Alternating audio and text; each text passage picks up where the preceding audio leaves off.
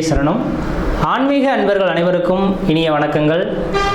நம்ம இந்த வீடியோ மூலமாக 2025ஆம் ஆண்டிற்கான செப்டம்பர் மாத ராசி பலன்களை பார்க்க இருக்கிறோம்.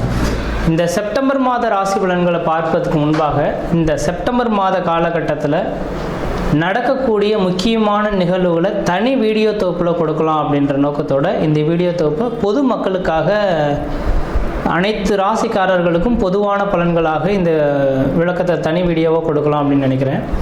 இந்த செப்டம்பர் மாதம் 2025 பார்த்தோம் அப்படின்னாக்கா முக்கியமான ஒரு நிகழ்வு, கிரகணங்கள் தோஷம் ஏற்படக்கூடிய காலகட்டங்கள் இந்த மாதத்தில் உதயமாகுதுங்க. அதாவது கிரகண காலகட்டங்கள் அப்படின்னு பார்த்தீங்கன்னா செப்டம்பர் மாதம் 7ஆம் தேதி அன்று பார்த்திங்கனாக்கா சந்திர கிரகணம் நிகழ இருக்குது. அப்போ ராகுவினால் ஏற்படக்கூடிய இந்த சந்திர கிரகணமானது அன்று இரவு 9:56 மிட் நைட்டில் 1:26 இந்த காலகட்டம் வரலும் சந்திர கிரகணமானது அன்னைக்கு நிகழ இருக்குது. இது பூரணமான சந்திர கிரகணம் அப்படின்னு பார்த்தோம் அப்படின்னாக்கா முழுமையான சந்திரகிரகணம் பிடிபட்ட காலகட்டங்கள் எப்பொழுது அப்படின்னாக்கா தொடங்கக்கூடிய காலகட்டம் 9:56 தொடங்கி 1:26 மிட் நைட்டில் சந்திர கிரகணமானது முடிய போகுது. அதில் முழுமையான பவர்ஃபுல்லாக அந்த கிரகணம் ஏற்படக்கூடிய காலகட்டம் எப்படின்னு பார்த்திங்கன்னா இரவு 11 12:23 வரலும் முழுமையான சந்திர கிரகணமாக தெரிய போகுது. இது இந்தியாவில் தெரிய போகுது. இதுக்கு முன்பாகலாம் நடந்த கிரகணங்கள் பார்த்திங்கன்னா போன வருடத்தில் நடந்ததெல்லாம் வெளிநாடுகளில் நடந்ததுனால நமக்கு எதுவும் பாதிப்புகள் இல்லை. ஆனால் இந்த சந்திர கிரகணம் மட்டும் இந்த காலகட்டத்தில் இந்த மாதத்தில் மட்டும் நம்ம இந்தியாவில் தெரியக்கூடிய ஒரு கிரகணமாக இருக்க போகுது. அப்போ இந்தியாவில் நடக்கக்கூடிய இந்த கிரகணமாக இருக்கிறதுனால பொதுமக்கள்கள் கொஞ்சம் கவனமாக இருக்கக்கூடிய ஒரு காலகட்டங்கள் அப்படின்ற சொல்லலாம். எப்போல்லாம் கிரகண தோஷங்கள் ஏற்பட போகுதோ, எந்த இடத்தில் நிகழுதோ, அதாவது எந்த நாடுகளில் நிகழுதோ அந்த நாடுகளுக்கு ஒரு சில பாதிப்புகள் வரும்னு இருக்குதுங்க. அப்போ ராகு பகவான் கும்பத்தில் நின்று கும்பத்தில் இருக்கக்கூடிய ராகுவோட சந்திரன் இருந்து ராகு கிரகஸ்த சந்திர கிரகணமாக இந்த வருடம் செப்டம்பர் மாதம் 7ஆம் தேதி தொடங்க போகுது. இது பொதுமக்களுக்கு ஒரு சில பாதிப்புகளையும் கொடுக்கும், ஒரு சில நட்சத்திரங்களுக்கு யோகங்களும் கொடுக்க போகுது. அதில் முக்கியமாக பார்த்திங்கன்னா கர்ப்பிணி பெண்கள் இந்த நேர காலகட்டத்தில் கண்டிப்பாக வீட்டை விட்டு வெளியே வராமல் இருக்கிறது நல்லாயிருக்கும். சந்திர கிரகணம் இரவு நேரத்தில் நடைபெறதுனால பெரிய லெவலில் பாதிப்புகள் இருக்காது மக்களுக்கு. ஏன்னா அந்த நேரத்தில் மக்கள் அனைவருமே வீட்டு உள்ளதாக இருக்கும். முக்கியமாக இந்த நேரத்தில் கர்ப்பிணி பெண்கள் மிக மிக மிக கவனமாக இருக்கக்கூடிய காலகட்டங்கள். இந்த கிரகண தோஷங்களில் கொஞ்சம் வெளியில் வந்து சுற்றி உலாவணும், அந்த கிரகணத்தை பார்க்கணும் அப்படின்ற மாதிரி கர்ப்பிணி பெண்கள் மட்டும் நினைக்கிறாங்க அப்படின்னாக்கா அதோட கதிர்வீச்சு அதிகமாக இருக்கிறதுனால பிறக்கக்கூடிய குழந்தைகளுக்கு ஒரு சில பாதிப்புகளை கொடுக்கலாம். அதனால் அந்த கர்ப்பிணி பெண்களுக்காகவே இந்த வீடியோ கொடுக்கணுன்ற நோக்கத்தோடு நான் இந்த வீடியோவை தொகுப்பை கொடுக்குறேன். அப்போ அந்த கர்ப்பிணி பெண்கள் தெளிவாக சொல்ல விரும்புகிறேங்க, அன்று பகல் அந்த கிரகண தோஷங்கள் ஏற்படுவதற்கு முன்பாக, அதாவது 10 மணிக்கு 9:56 தொடங்க இருக்குது, 10 மணிக்கு தொடங்குறதாவே எடுத்துங்களேன்.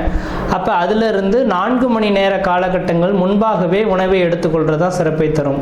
அப்போ அந்த நேரத்தில் மட்டும் கொஞ்சம் முடிஞ்ச அளவுக்கு பார்த்துக்குங்க. தண்ணி வந்து அருந்தலாம். அந்த தண்ணியில் தர்பை புல் போட்டுட்டு நீங்கள் வச்சுக்கிறது நல்லாயிருக்கும். அதாவது சொல்லப்போனால் அன்று சாயந்தரம் சூரியன் அஸ்தமனம் ஆகிறதுக்கு முன்பாகவே அந்த கர்ப்பிணி பெண்கள் மற்ற எல்லாருமே உணவை வந்து அடைந்திடுறது சிறப்பாக இருக்கும். அதுக்கு 6 மணிக்கு பிறகு பார்த்தீங்க அப்படின்னாக்கா உணவு சாப்பிடக்கூடாது. அப்போ சாப்பிட்டோம் அப்படின்னாக்கா செரிமான பிரச்சனைகள் ஏற்படலாம். இது சந்திரனால் ஏற்படுறதுனால உணவு சம்மந்தப்பட்ட உணவினால தான் பாதிப்புகள் அதிகமாக வரதுக்கு வாய்ப்புகள் இருக்குது. அதனால் 6 மணிக்கு பிறகு எந்த ஒரு உணவுப் பொருட்களும் நீங்கள் எடுத்துக்கொள்ளக்கூடாது. அடுத்து தண்ணீர் மட்டும் வேணால் தாகம் இருந்தால் அதை தர்பை புல்லை மட்டும் போட்டு வச்சுட்டு அந்த தண்ணியை மட்டும் பயன்படுத்திக்கலாம் அப்போது தேவை இருந்தால் மட்டும். இல்லையே அந்த அன்றைய நைட்டு முழுவதும் கொஞ்சம் முடிஞ்ச அளவுக்கு எல்லா உணவுப் பொருட்களையும் தவிர்த்து கொள்வது சிறப்பை தருன்றவிதிங்க. வெளியில் வந்து சுற்றி உலாவறதை கொஞ்சம் குறைச்சி கொள்வது சிறப்பை தரும். அனைத்து மக்கள்களுமே தெளிவாக சொல்ல வரங்க, எல்லாருமே இப்போ வந்து நவீன காலங்கள் வந்துருச்சு இல்லைங்களா. இப்போ சந்திர கிரகணத்தை பார்க்கணும் அப்படின்ற நோக்கத்தோட மக்கள் பார்த்தோம் அப்படின்னாக்கா அந்த வீடியோ தொகுப்புலாம் கொடுத்துருப்பாங்க, சென்னையெல்லாம் ஏற்பாடு செய்திருப்பாங்க, பார்க்க இருப்பாங்க. அது முடிஞ்ச ஓரளவுக்கு பார்த்தீங்க அப்படின்னாக்கா நான் குறிப்பிட்ட நட்சத்திரக்காரங்கள் மட்டும் அந்த மாதிரியான தொகுப்புகளுக்கு போகாமல் இருக்கிறதா விசேஷத்தை கொடுக்கும். அதாவது கும்ப வீட்டில் நடக்க இருக்குது. இந்த கும்ப வீட்டில் இருக்கக்கூடிய சதயம், பூரட்டாதி, உத்திரட்டாதி, சதயம், பூரட்டாதி, உத்திரட்டாதி இந்த 3 நட்சத்திரக்காரர்களும், புனர்பூசம், விஷாகம், மொத்தம் இந்த 5 நட்சத்திரக்காரர்களும் கம்பல்சரி வெளியில் வராமல் இருந்துக்குங்க. கர்ப்பிணி பெண்கள் எப்படி இருக்கணுமோ அதே போல் சதயம், பூரட்டாதி, உத்திரட்டாதி, புனர்பூசம், விஷாகம் இந்த 5 நட்சத்திரக்காரர்களும் கர்ப்பிணி பெண்களும் அந்த நேர காலகட்டத்தில் வெளியில் வராமல் இருக்கிறது தான் சிறப்பை தரும். அவர்களுக்கு முழுமையான அந்த ஏன்னா அதோட அவங்களோட 1-5-9 அதோட கனெக்டிவிட்டியில் தான் இந்த ராகு கிரகஸ்த சந்திர கிரகணமானது தொடங்க இருக்குது. அதனால் இந்த நபர்களுக்கு மட்டும் பாதிப்புகள் அதிகமாக இருக்கும். இவர்கள் வெளியில் வராமல் இருக்கிறது விசேஷத்தை கொடுக்கும். மற்ற நபர்கள் வெளியில் போகலாம். அதே போல் வயது மூத்தவர்கள் 60 வயதுக்கு மேற்பட்ட நபர்களும் வெளியில் வராமல் இருக்கிறது விசேஷத்தை கொடுக்குன்றீங்க. இது அப்போ அந்த நேர காலகட்டத்தில் அந்த கிரக காரகத்துவம் பெரிய லெவலில் பாதிப்பை தராத மாதிரி உங்களுக்கு தெரியலாம். அந்த கிரகண தோஷங்கள் ஏற்பட்டு அடுத்த 40 நாட்களுக்கு பிறகு தான் அதோட பாதிப்புகள் கொஞ்சம் அதிகரிக்கிறத பார்க்க முடியும். இப்போ உடல் ரீதியான தொந்தரவுகளை ஏற்படுத்தலாம். உணவு குழாய் சம்பந்தப்பட்ட பிரச்சனைகள் இந்த நபர்களுக்கு வரலாம். அதனால் கொஞ்சம் கவனமாக இருங்க.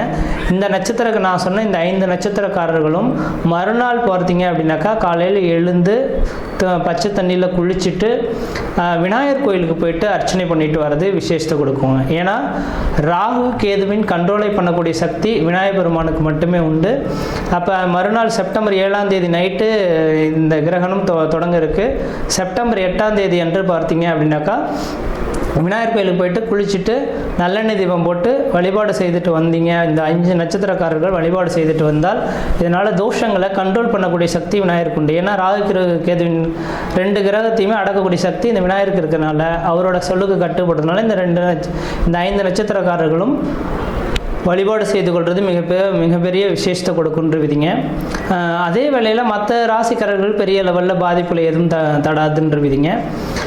அது இந்த கிரகணம் தொடங்கிடுச்சு அப்படின்னாவே அடுத்த அந்த இப்போ ஒவ்வொரு கிரகணமும் பார்த்தீங்கன்னாக்கா லாஸ்ட் இயர்லாம் 2-3 கிரகணங்கள் தொடங்கினது. ஆனால் இந்தியாவில் தெரியலை, அதனால் நமக்கு பாதிப்பு இல்லை.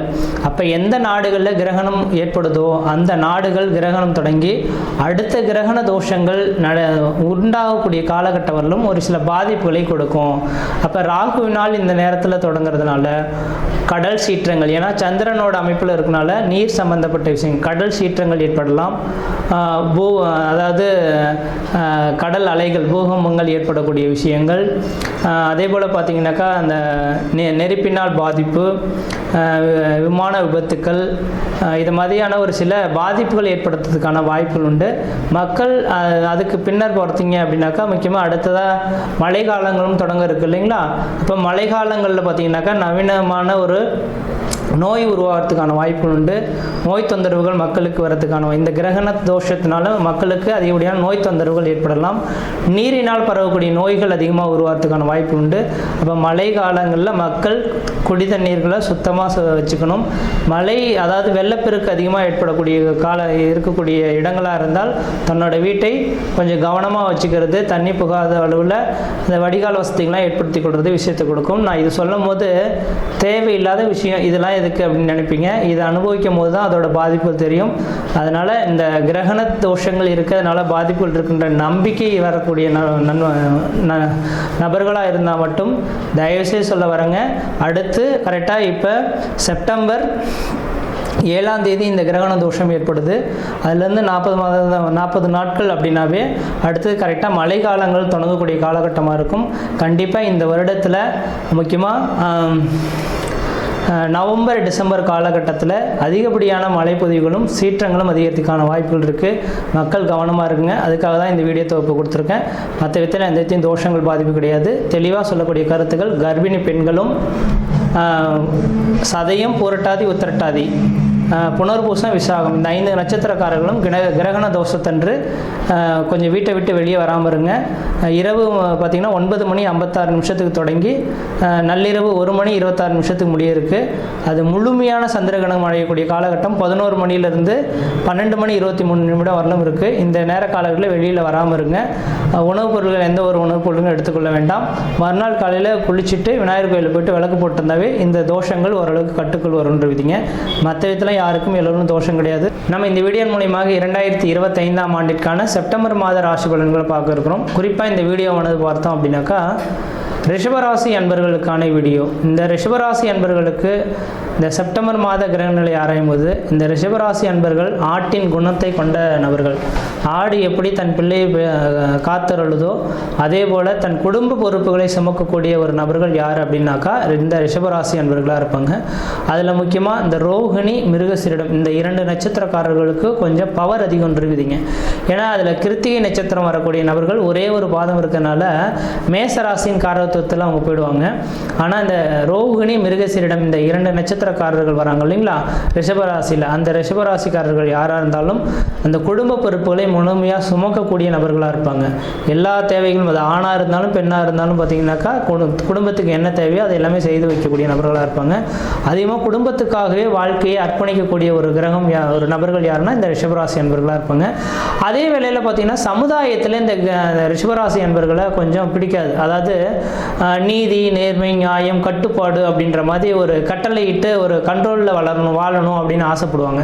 தான் இப்படி இருக்கிறதுனால தன்னை சார்ந்தவர்களும் இப்படி இருக்கணும் அப்படின்ற மாதிரி நினைப்பாங்க.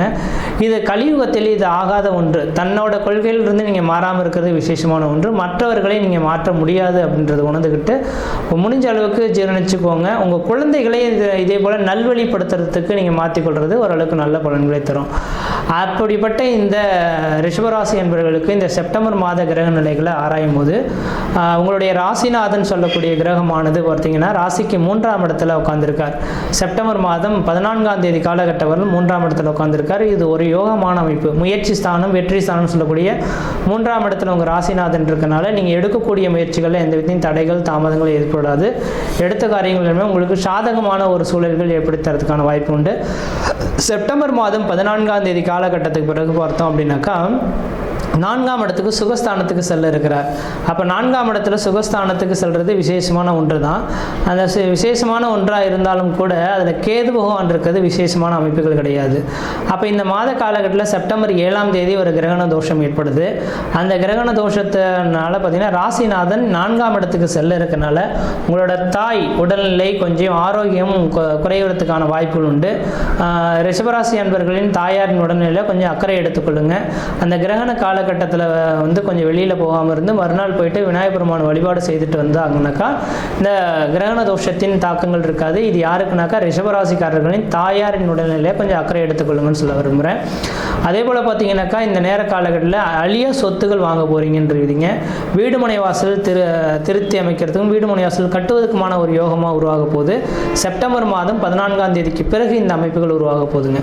அப்போ செப்டம்பர் மாதம் 14ஆம் தேதியிலேருந்து இந்த மாதம் முடியக்கூடிய காலகட்டம் வரலும் நிலம் டாக்குமெண்ட் சம்மந்தப்பட்ட விஷயங்கள் உங்களுக்கு ஒரு மிகப்பெரிய ஒரு வளர்ச்சிகளை தரக்கூடிய ஒரு காலகட்டமாக இருந்துகிட்ருக்கு அப்படின்றீங்க. அடுத்ததாக பார்த்தோம் அப்படின்னாக்கா இந்த சூரிய பகவான் உங்களோட ராசிக்கு 5ஆம் இடத்துக்கு செல்ல இருக்கிறார். எப்பொழுது? செப்டம்பர் மாதம் 17ஆம் தேதி என்று.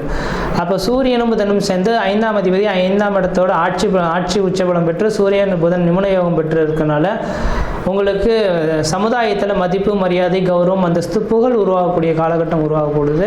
நீங்கள் யார் அப்படின்றது இந்த நேர காலகட்டத்தில் முத்திரை பதிக்கக்கூடிய ஒரு காலகட்டமாக இருக்க போதுங்க. ஏன் என்ன காரணம்னாக்கா குடும்பஸ்தானத்தில் குரு உட்காந்துருக்கார். 5ஆம் அதிபதி 5ஆம் இடத்தில் ஆட்சி பலமும் உச்சபலமும் பெற்று சூரியனோட சேர்ந்து இருக்கக்கூடிய காலகட்டத்தில் உங்களுக்கு மதிப்பு, மரியாதை, கௌரவம் கிடைக்கக்கூடிய காலகட்டம் உருவாக போதுங்க. குழந்தை பேர் இல்லையேன்னு காத்திருக்கக்கூடிய நபர்கள் குழந்தை பேர் உருவாகலாம். குழந்தை பேர் பெற்றெடுத்த நபர்கள் குழந்தை செல்வத்தினால உங்களுக்கு மதிப்பு, மரியாதை, கௌரவம் ஏற்படலாம். உங்களோட குழந்தைகள் யாரும் அரசு உத்தியோகத்துக்காக முயற்சி எடுத்துகிட்டு இருக்காங்க அப்படின்னாக்கா கண்டிப்பாக இந்த காலகட்டத்தில் அரசு உத்தியோகம் உங்களோட வீட்டின் வாயில்கிறதே உங்கள் குழந்தைகளுக்கு கிடைக்கிறதுக்கான, பிள்ளைகளுக்கு கிடைக்கிறதுக்கான வாய்ப்புகள் இருக்கிறத பார்க்க முடியுதுங்க. அடுத்ததாக பார்த்தோம் அப்படின்னாக்கா உங்களோட ராசிக்கு 8ஆம் அதிபதி அஷ்டமஸ்தானாதிபதி அஷ்டமஸ்தானத்தை பார்க்கறதுனால இந்த ரிஷபராசி அன்பர்களுக்கு நீண்ட ஆயுளுடைய ஒரு காலகட்டமாக இருக்க போகுது. ஒருவேளை 60 வயதுக்கு மேற்பட்ட நபர்களாக இருக்காங்க, உடல் ரீதியாக பாதிக்கப்பட்டு கொஞ்சம் மருத்துவமனையில் இருக்காங்க அப்படின்னாக்கா கண்டிப்பாக இந்த நேர காலகட்டத்தில் உங்களுக்கு உடல் ஆரோக்கியம் தெளிவடைய போது உடல் பிரச்சனையிலேருந்து மீண்டு வர போகிறீங்க. உங்களுக்கு எந்த விதத்திலும் உடல் பாதிப்புகள் எதுவும் ஏற்பட போவதற்கான வாய்ப்புகள் கிடையாதுன்றீங்க. அடுத்து 11ஆம் இடத்துல இந்த சனி பகவான் உட்கார்ந்துருக்கிறது நீண்ட ஆயுள் கொடுக்கறது மட்டும் இல்லாமல் நிறைந்த செல்வங்களும் போட்டித் தேர்வுகளை வெற்றி பெறக்கூடிய காலகட்டமும் சொந்த தொழிலில் கொடிகட்டி பறக்கக்கூடிய அமைப்புகளும் என்றைக்கு என்றைக்கோ செய்த உதவிகள் இந்த நேர காலகட்டத்தில் உங்களை தேடி வர்றதுக்கான ஒரு காலகட்டமாக இந்த மாத காலகட்டமானது இருக்க போதுங்க. அப்போ ரிஷபராசி என்பவர்களுக்கு இந்த மாத காலகட்டம் வரலுமே ஓரளவுக்கு வளர்ச்சிக்கான காலகட்டமாக இருக்குது. நீங்கள் எது செய்தாலும் தொட்டதெல்லாம் தொடங்கக்கூடிய காலகட்டங்கள், நினைச்சதெல்லாம் சாதனை பண்ணக்கூடிய காலகட்டங்கள், குடும்பத்தில் ஒரு சுப நிகழ்வுகளும் சுபகாரியங்களும், அழியா சொத்து சேர்க்கையும், வீடு மனை வாசல் வாங்குவது, கட்டுவது, குடிபெயர்வது, குலதெய்வத்துக்கு செய்ய வேண்டிய சடங்குகள் செய்கிறது, இது மாதிரியான சுப நிகழ்வுகள் செய்யறதுக்கான வாய்ப்பு உண்டு. பிள்ளை செல்வத்தினால மகிழ்ச்சி அடைய போகிறீங்க. குழந்தை இல்லாதவர்கள் குழந்தைகளும், திருமணமாகாத நபர்கள் திருமணமும் கைகூடி வரதுக்கான வாய்ப்புகள் இருக்க போது. அதே வேளையில் பார்த்தோம் அப்படின்னாக்கா தாயாரின் உடல்நிலை மட்டும் அக்கறை எடுத்துக்கொள்ளுங்க. கிரகண நாட்கள் செப்டம்பர் 7ஆம் தேதி அன்று இரவு 9:56 தொடங்கி 1:26 முடியறதுனால அந்த நேரத்தில் தன் தாயாரை மட்டும் வீட்டை விட்டு வெளியே வராமல் பார்த்து கொண்டால் போதுமானது. மறுநாள் விநாயகர் கோயிலுக்கு போயிட்டு ஒரு அர்ச்சனை பண்ணிட்டு வருது ஒரு மிகப்பெரிய விசேஷத்தை கொடுக்குன்றீங்க. மற்ற விதத்தில் உங்களுக்கு எந்த விதத்தையும் தோஷங்கள் பாதிப்பு கிடையாது. சீரும் சிறப்புமாக இருப்பீங்க, நலமாக இருப்பீங்க. நன்றி, வணக்கம்.